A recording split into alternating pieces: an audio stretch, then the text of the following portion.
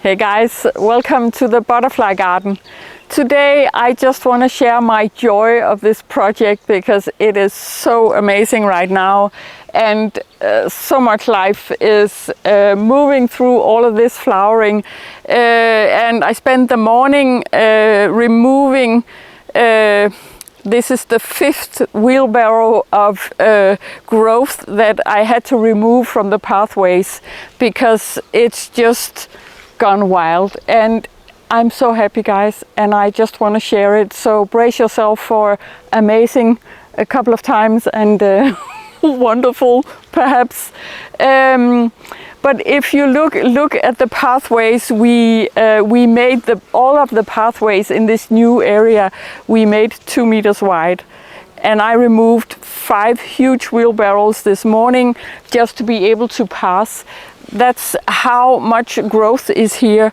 And with the heat wave also, I think we are lacking a bit of moisture, so things are falling and folding onto the pathways.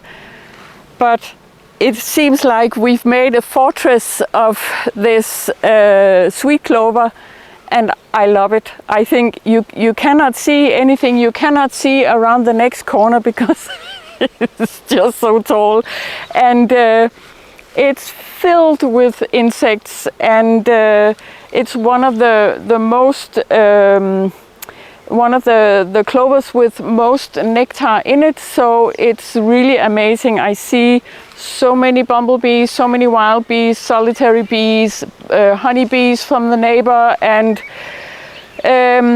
it's not really one for butterflies. At least I haven't seen the butterflies in this, but you see how there's a white, it's a cold summer fool, I don't know, white butterfly.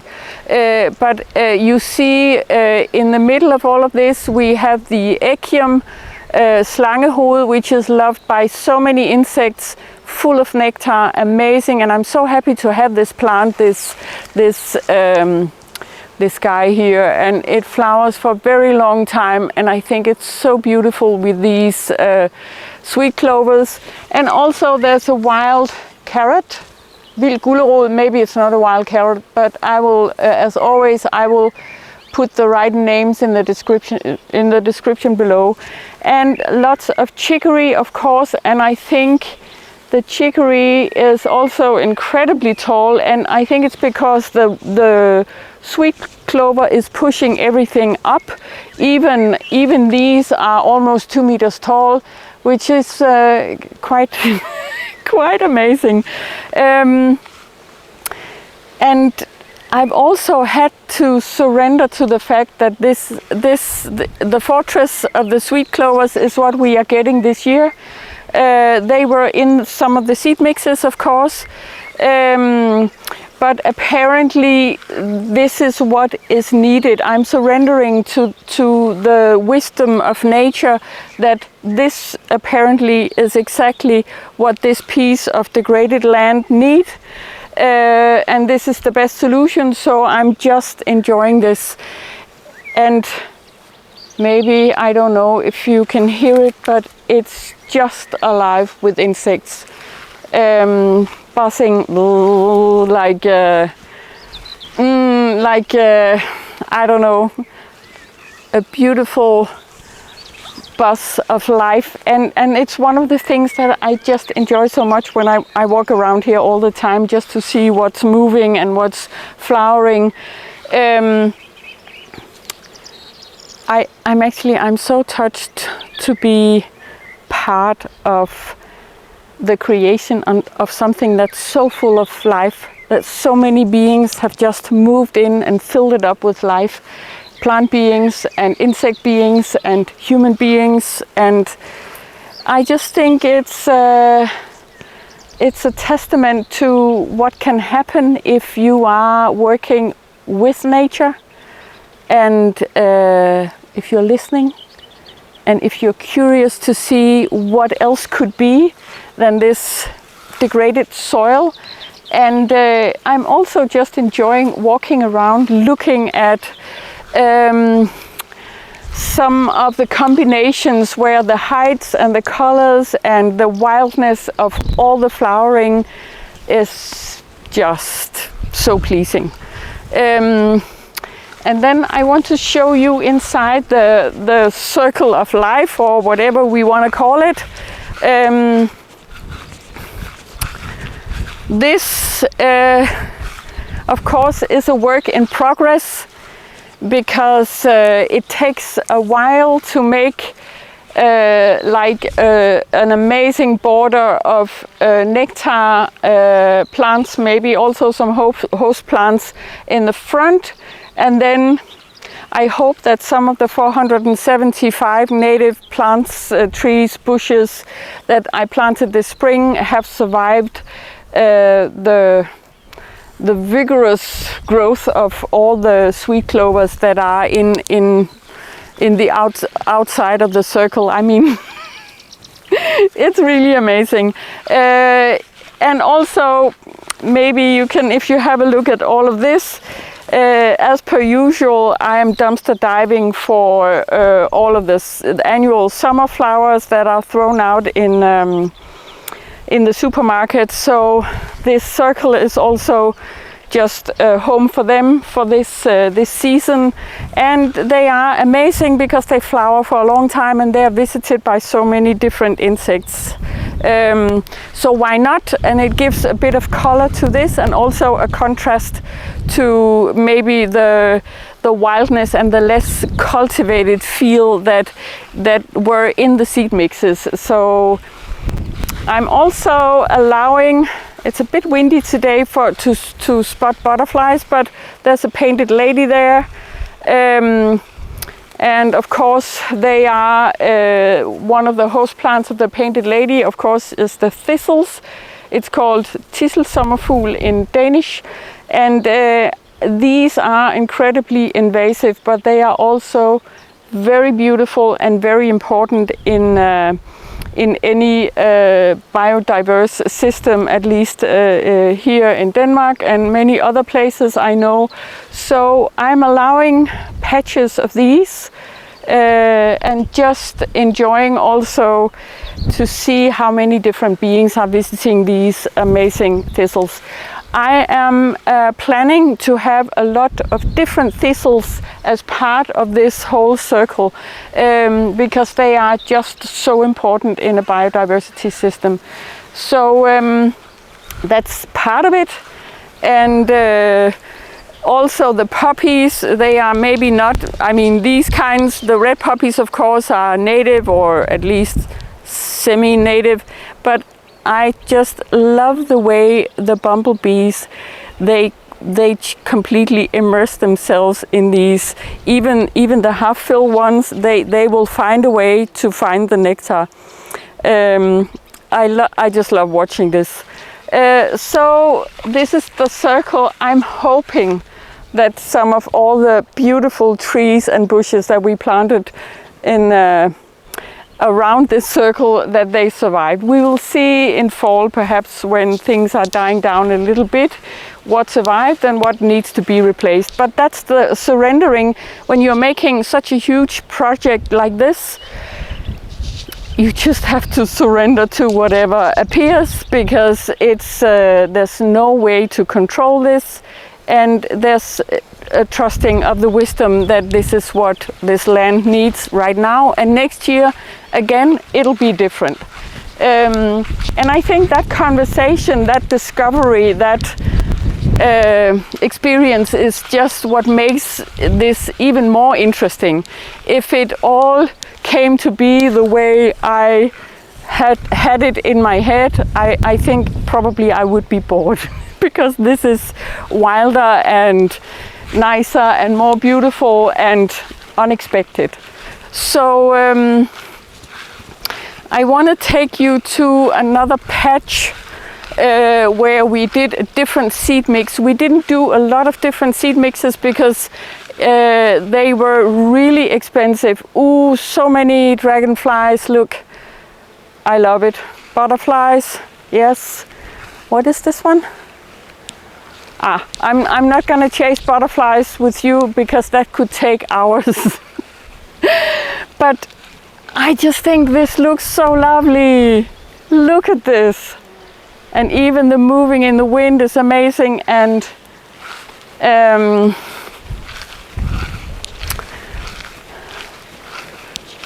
it makes me happy, guys. And I'm beginning to see more and more butterflies coming out, and also we have more and more caterpillars in the cages. So in a couple of weeks this will be much more alive with butterflies. So there's a different seed mix here. This used to be, this spring it was filled with Hesperis. I forgot the English name, natviol in Danish. And now all the yarrows have taken over, and I think it's a really beautiful contrast to this tall sweet clover and the chicories and all of that. And the yarrows are loved by so many different insects, and they flower for very, very long time. And of course they are perennials, so they keep coming back year after year. And I think also it's so lovely to see that some of them have like a pinkish hue, and so it makes it alive and interesting for the eye, I think.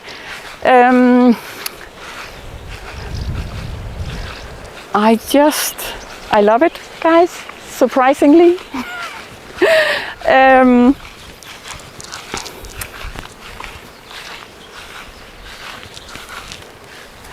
Can I just show you this one also? So a lot of these umbellifers, they are flowering, of course, but you see how many small insects are in this, and it's been really hot like everywhere else on the planet. But it's just to see, and I think the construct is beautiful, and then seeing how many of these small beings, I think at least 30 are in this one flower. How amazing is that? So we share this space with so many other beings, and I think it's always nice to remember. I love this field of yarrows. I think it's so pretty and bright, and also the variation is important.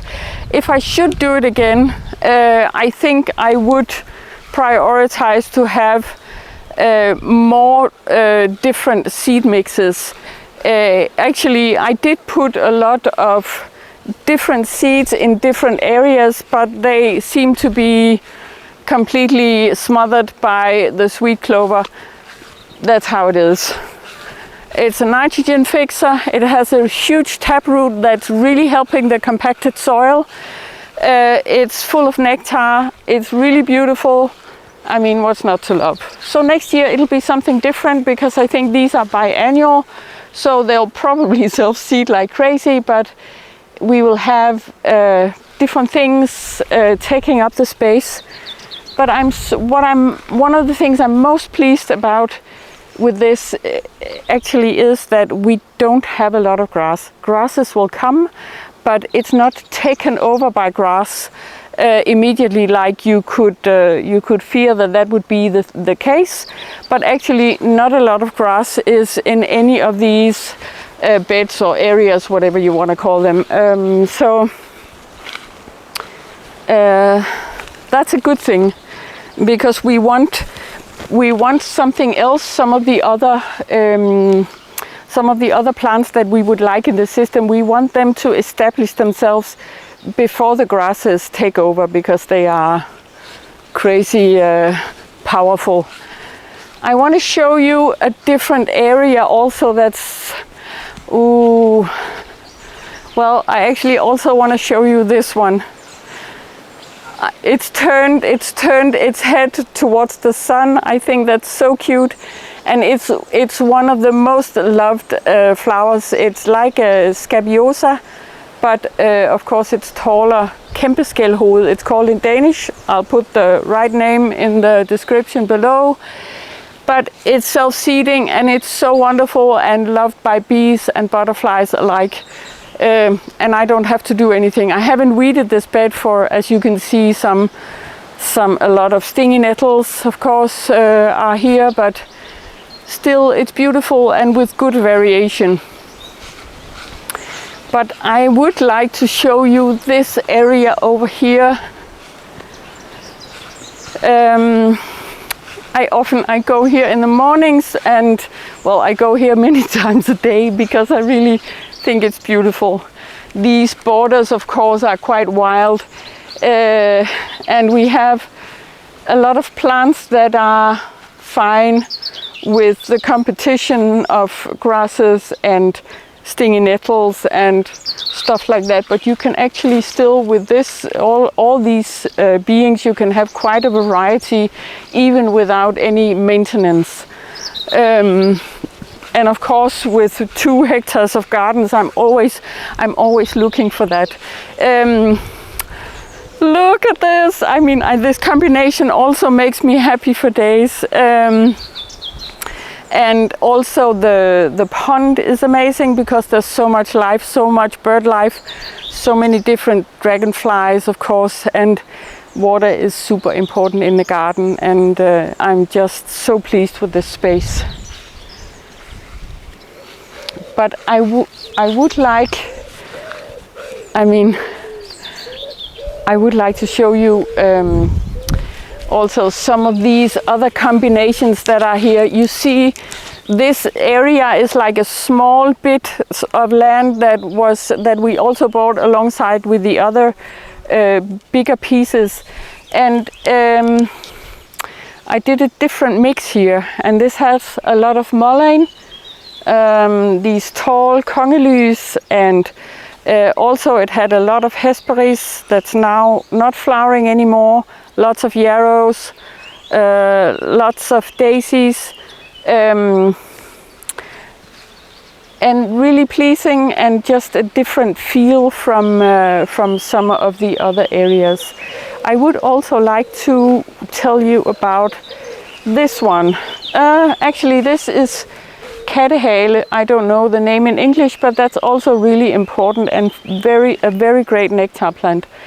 This one is Acanthus bjørnetissel. Don't know the English name, but you see the construct is completely amazing.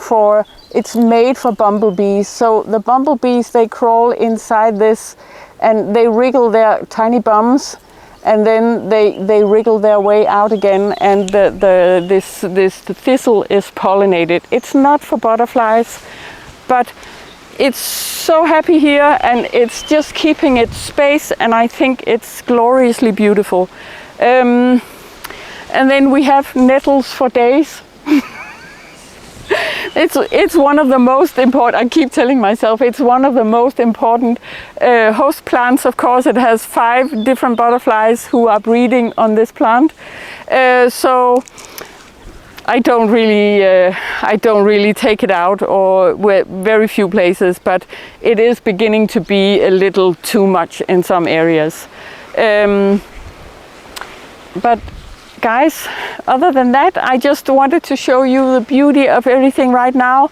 Maybe we can take just one tiny walk over here on the other side of the pond, because I wanted to end this video with an incredibly beautiful rose, actually 2 roses right now that are just glorious.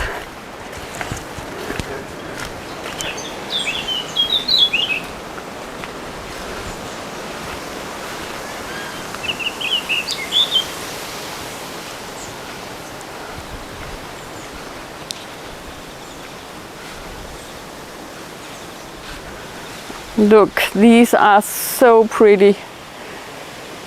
They are like umbellifers, or flowering like umbellifers, and the white ones are also beautiful. But this one is called brudenål in Danish. Again, correct name in the description. But I just love this area. It always feels alive, and of course, that's the water being close by. But Ooh, and I'm also, every night, I don't get much sleep because every night I have this lamp on to attract moths, and seeing what we have, who we are sharing the night with in the garden. And it's so exciting, guys. So look at this. Isn't that beautiful? And it's scented. One of the roses are scented, the other one is not, but this huge one is called Helena, and it has the most exquisite scent. So beautiful. And then there's this French Gislaine de Filigrande that I also absolutely love, because it has these, the buds are yellow, and then when they open they are also a bit sort of peach or yellow, and they turn all white once they start falling. I think it's glorious, and together they just make this corner in the garden totally amazing. So I think that's it, guys. It's the end of June. It's so beautiful, and thanks for watching.